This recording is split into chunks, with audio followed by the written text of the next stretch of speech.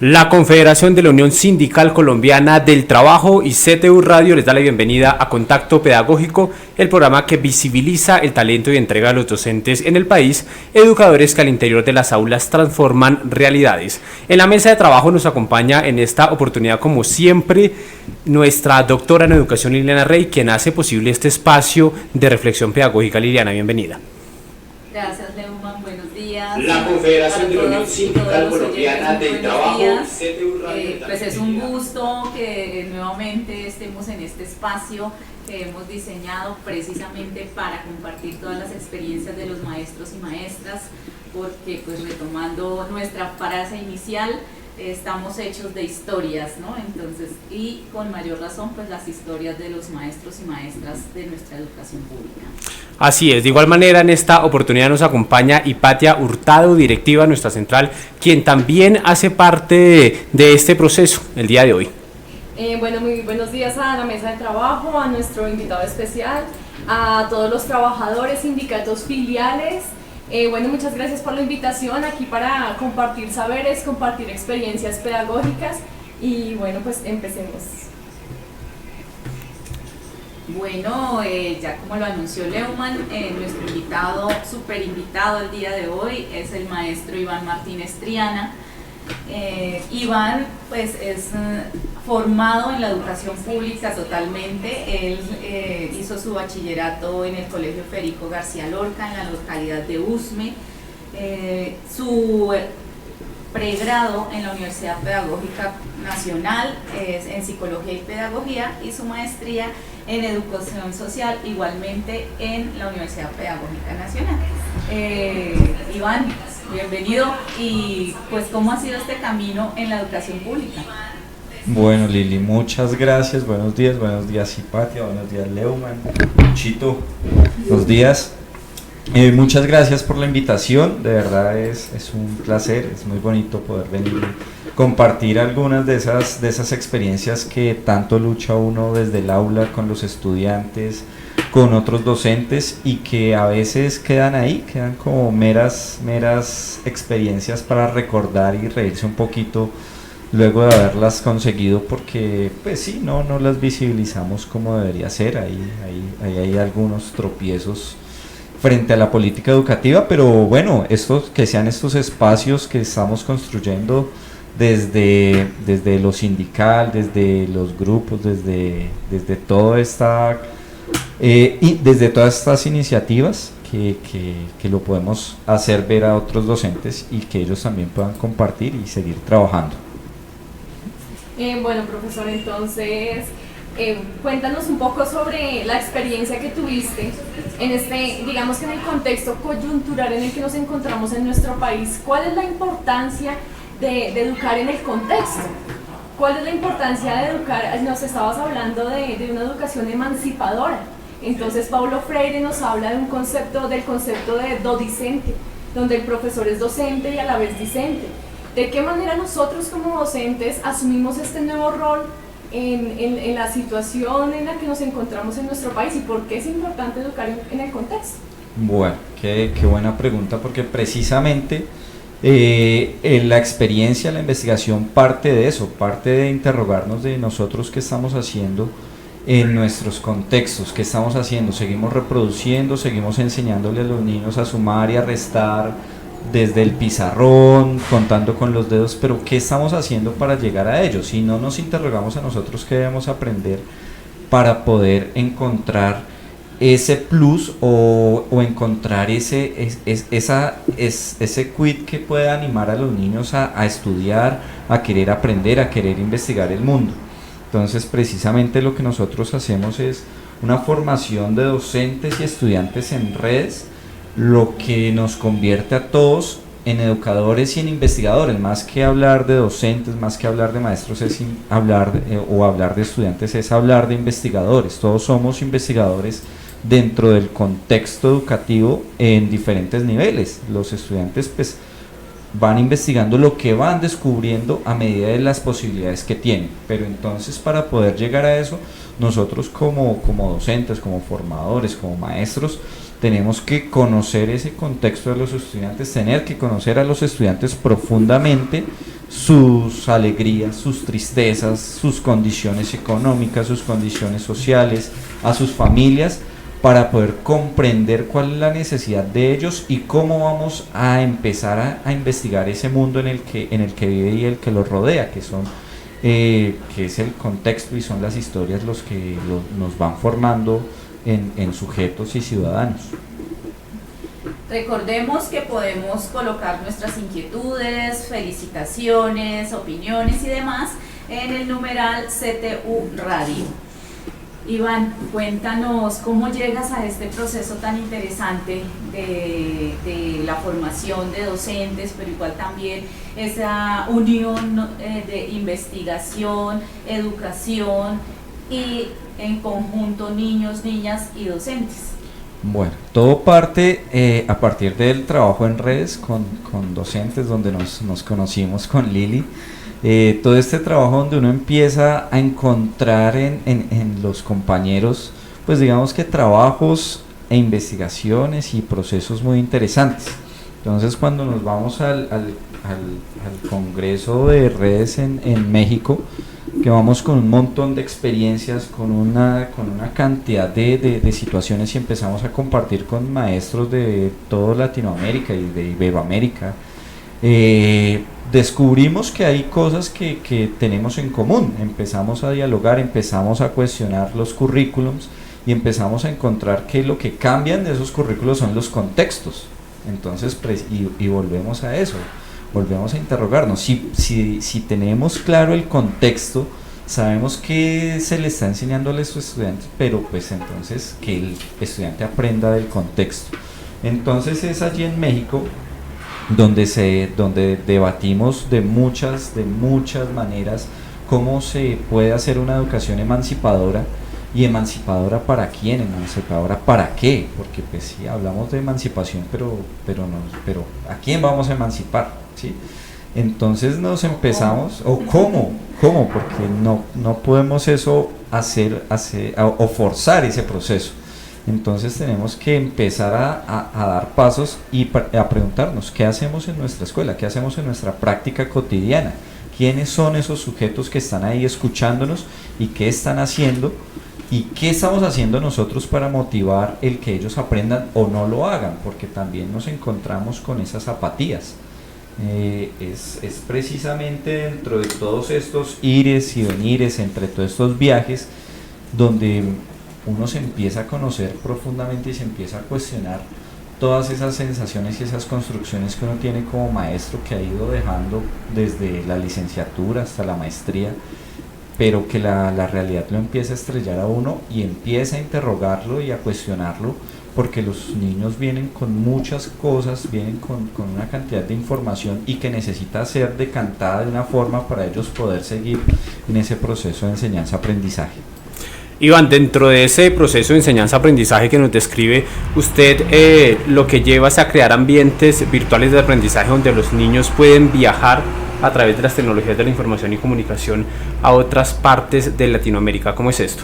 Listo, bueno, esto es sencillo. Aquí es donde hablamos de prácticas político-inventivas, donde con la profesora Ana Maritza de Sousa de la escuela Dr. Bento Rubião de Río de Janeiro, empezamos a trabajar utilizamos la tecnología como ese medio que nos pueda conectar y empezar a intercambiar las historias. Entonces trabajamos a partir de WhatsApp, de videollamadas, de grabar videos y poderlos enviar por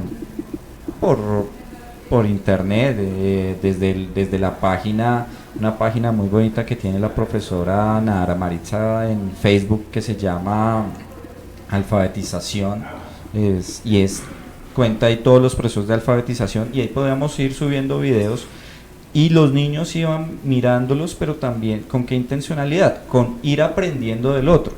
Entonces teníamos prácticas tan sencillas como, por ejemplo, descubrir el barrio, ¿qué tenemos en nuestro barrio? Entonces los niños salían el fin de semana con sus padres, hacían un recorrido por ciertos lugares del barrio, tomaban fotos, grababan videos y después lo compartíamos con los niños de Río de Janeiro de Brasil, de una de las favelas más grandes del mundo, Y ellos hacían lo mismo, nos empezaban a mostrar sus historias y a contarnos cómo son esos procesos sociales, esos procesos en el transporte, en el horario, todas estas cuestiones que hacen parte de la malla curricular de grado primero, pero que ya no somos nosotros los profesores los que les empezamos a decir el parque tal es, no, sino son ellos mismos que se apropian de esos parques. Es tan bonito ver a un niño de primero contar por qué a él le gusta ir a la Plaza de Bolívar, y no precisamente por la historia de la plaza, la historia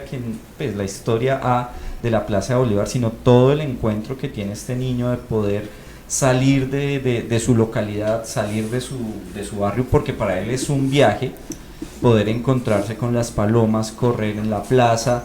Es toda una construcción que está haciendo y lo está contando, y después lo está escribiendo en una carta para enviárselo a otro niño de su misma edad en un país diferente, y que se interroga también cómo le va a comprender si ese niño habla en portugués y se está escribiendo en español. Entonces es empezar a mirar esos niveles e ir acercando esas dos culturas, y obviamente utilizando las TIC como un medio de aproximación. Gracias, Iván, súper interesante esta unión entre naciones y mirar los diferentes contextos. Bueno, y muchas gracias a nuestras participantes desde el video que ya nos tiene sus preguntas, y nos pregunta Carolina, ¿qué tipo de apoyo por parte de la Secretaría de Educación ha recibido para su proyecto? Bueno.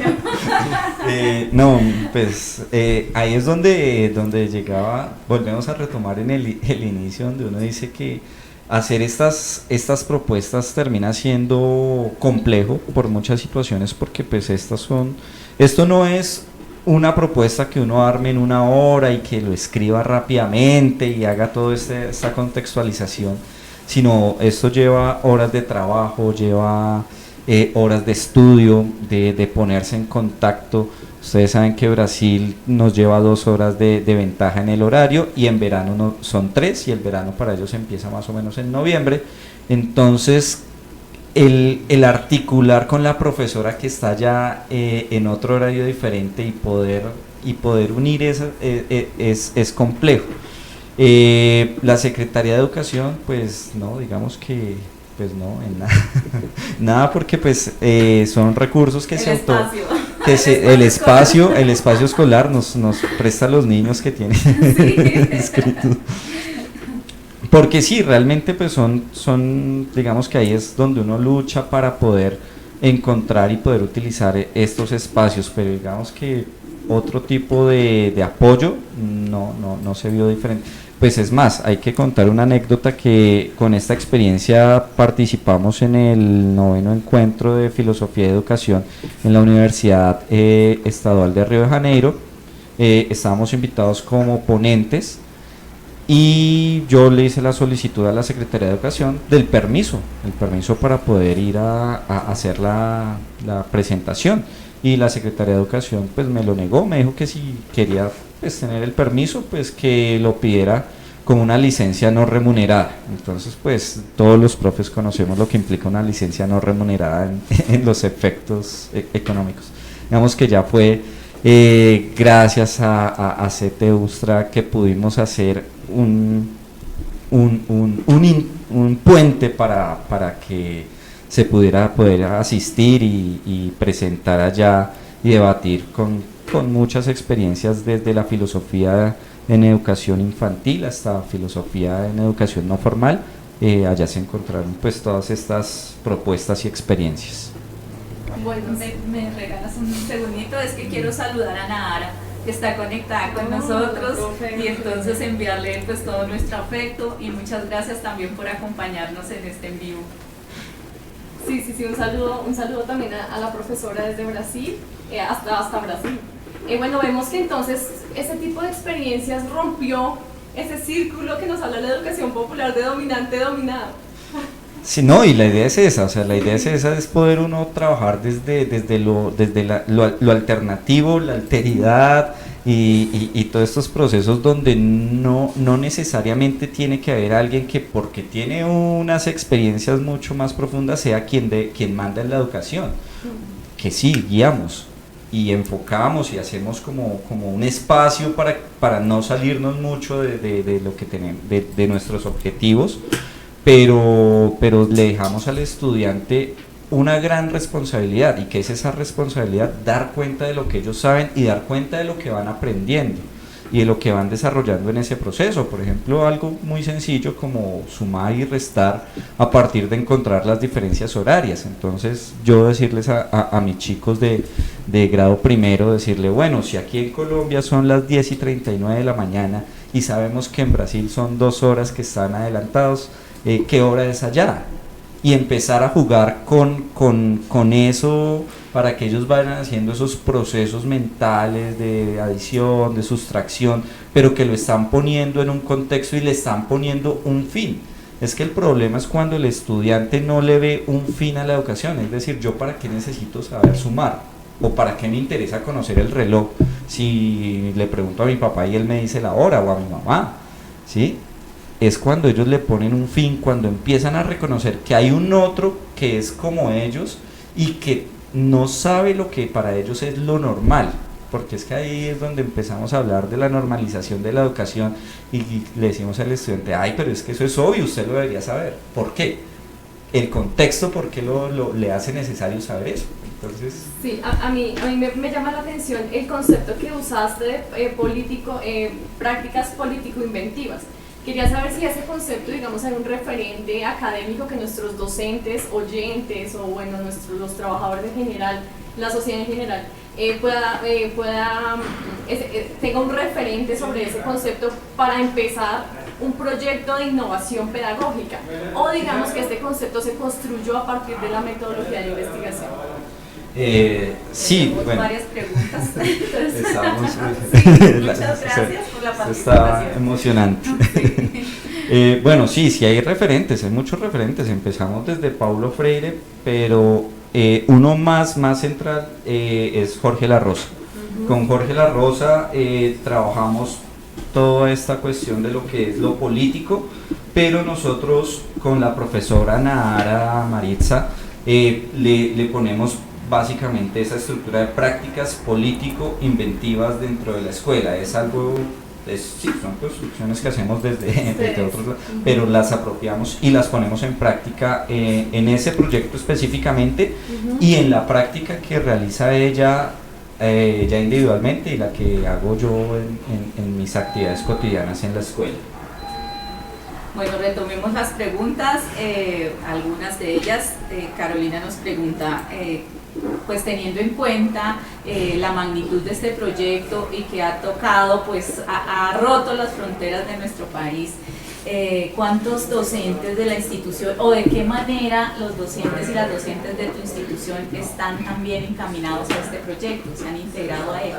Bueno, esa es una pregunta muy importante porque nosotros sabemos que en la escuela generalmente trabajamos muy individuales, los tiempos, los espacios no nos permiten hacer muchos trabajos conjuntos con los compañeros. Sin embargo, para este proyecto en particular, el apoyo de mis compañeras fue fundamental porque digamos que a pesar de que el grupo focal era el mío, ellas nos ayudaron a abrir esos espacios para poder tener la sala de sistemas, para poder tener la conectividad y también ellas ir replicando algunas de las estrategias y algunas de las acciones que íbamos haciendo desde el grupo focal. Cuando viene la profesora Nahara en 2017 a Colombia en noviembre, tuvimos todo un espacio para compartir con todos los profesores y compartir esas experiencias de lo que es trabajar en la educación pública de Río de Janeiro en Brasil y lo que es trabajar en la educación pública de Bogotá, Colombia.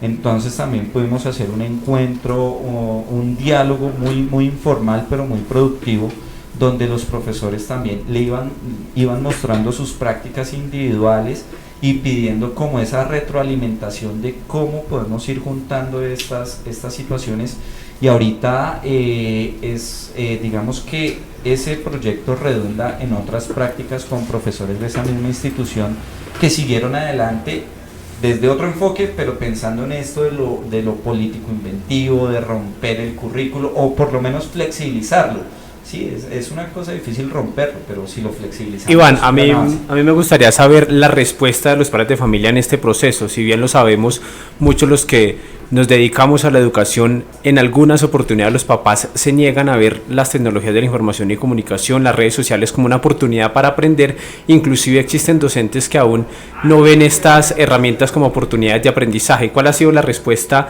precisamente de los padres de familia de unos niños tan pequeños frente al ver que ellos interactúan en otro país o con otras personas de otras culturas? Sí, es importante aquí tener la participación de los padres de familia. Si no vinculamos a la familia dentro de estas propuestas educativas, cualquiera que sea, estamos repitiendo lo mismo de siempre, porque lo mismo de siempre es trabajar sin la familia. Aquí es importante la familia porque son ellos los que empiezan a participar con el estudiante, porque había momentos en que los padres tenían que salir el fin de semana con sus hijos, tomar fotos y todo esto es en compañía de ellos. Sin embargo, también con la reunión de ellos hicimos las propuestas de cómo íbamos a recibir a la profesora cuando viniera a visitarnos y qué íbamos a enviarle a los niños de Brasil, porque bueno, teníamos las imágenes, teníamos unas cartas, pero los padres de familia fueron los que propusieron hacer dentro del área de artes, diseñar unos llaveros en madera que una madre los donó, hacerles pinturas, y cada llavero iba dedicado a un estudiante le hacía un llavero al otro estudiante desde una creación y pensando como en esa otra persona.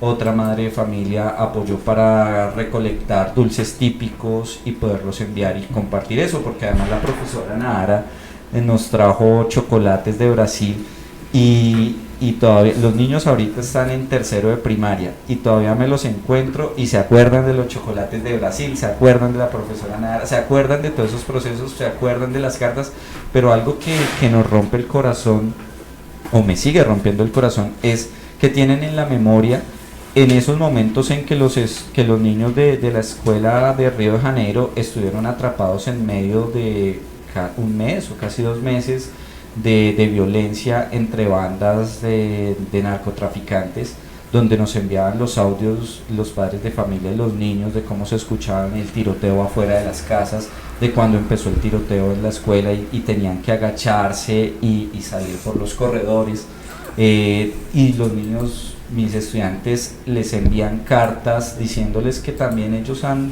pasado por procesos de violencia, que los están apoyando, que esperan que las bandas se vayan del territorio.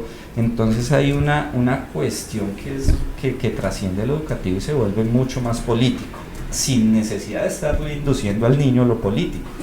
Claro, eso a través de la misma experiencia y de las mismas situaciones vividas. No, estamos aquí muy emocionados con la participación de todas y todos. El presidente Frederick Alexander nos envía muchos saludos desde Washington, que está muy pendiente también del contacto pedagógico, y nuestra compañera Nahara pues está muy feliz, y nosotros también, de que ella esté compartiendo también sus opiniones a través del chat.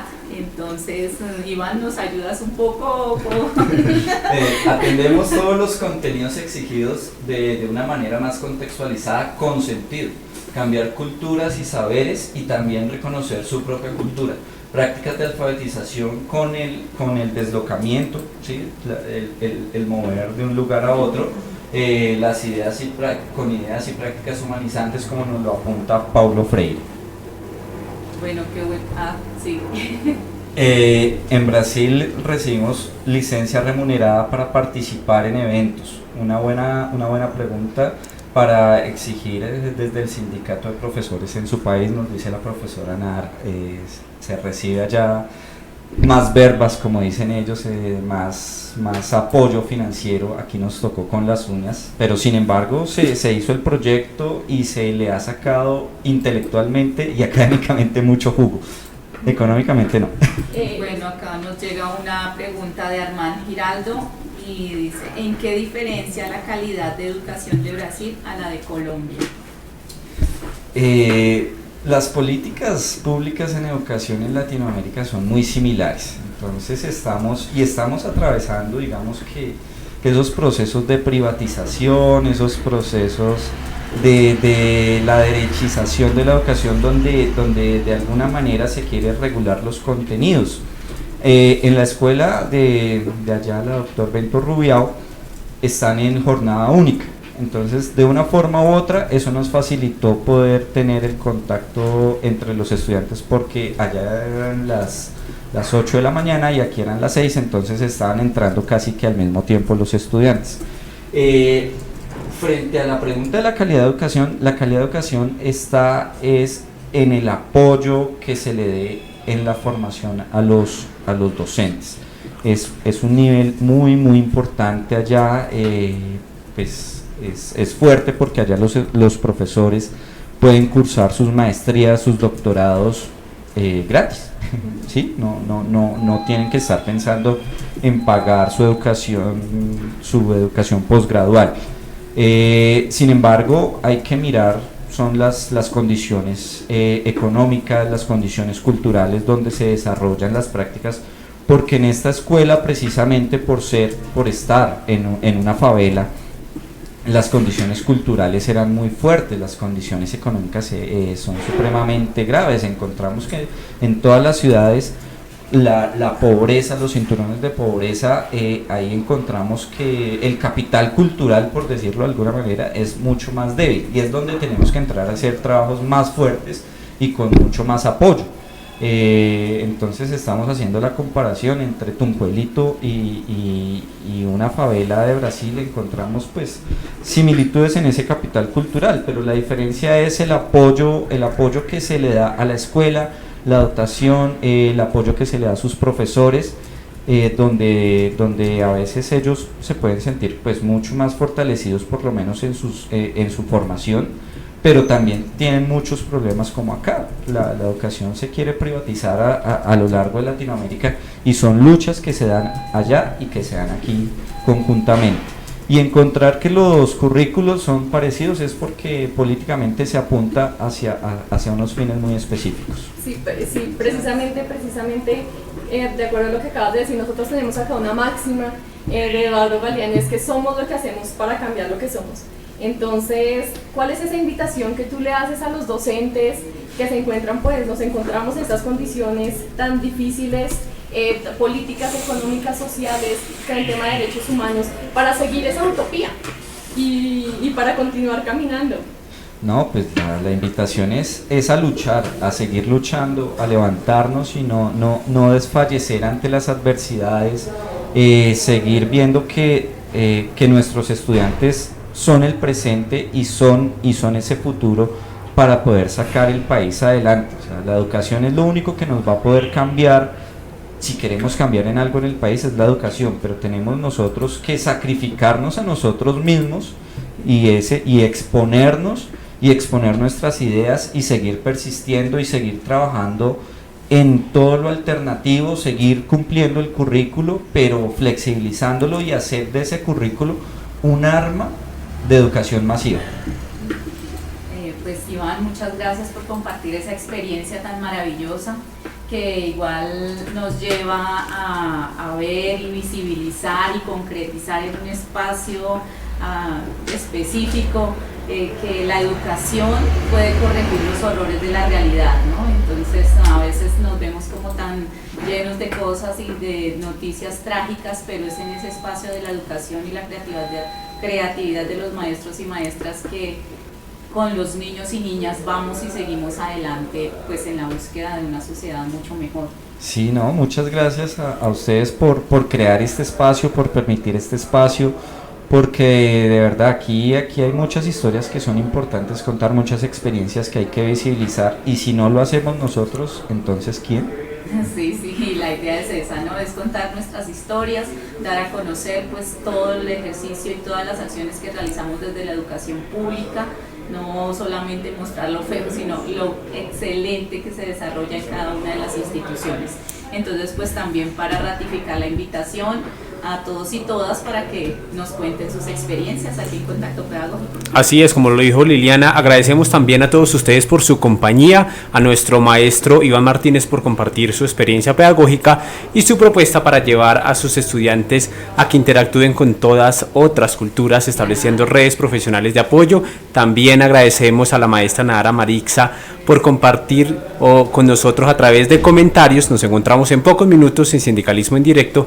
Hablaremos con Edison Bonilla, presidente de OSENCO, quien nos hablará sobre los acuerdos para los trabajadores de Migración Colombia. Hasta entonces.